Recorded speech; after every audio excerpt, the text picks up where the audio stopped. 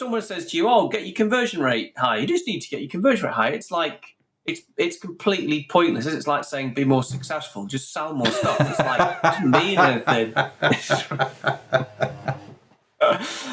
It's really irritating. So you've got to break it down to those things, and I think what we often find as well is that, in fact, true story. There's a business in Manchester, a fashion e-com brand that was quite pretty big, doing about 20 million, and they wanted to improve they thought to improve their conversion rate, they'd improve the checkout. So let's improve the checkout.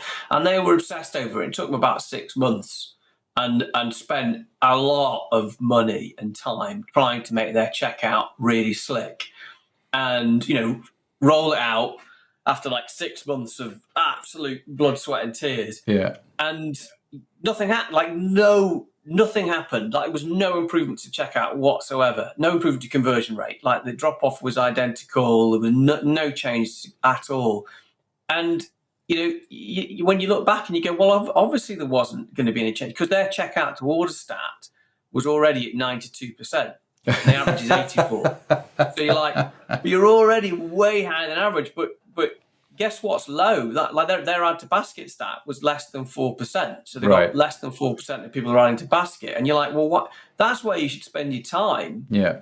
At which then they did subsequently spend the time, and they put a little bit of effort in there, and they got the add to basket up to about 6%, which was like revolutionary. I mean, they massively increased the conversion rate. And I think they added like a couple of million quid. Just by. And if they'd started looking at how many add to basket, how many go from basket to checkout, and they looked, they see where the opportunity is, and it's, simple stuff like that. You once you understand that, you go, oh, well, that makes sense. Why are we faffing around?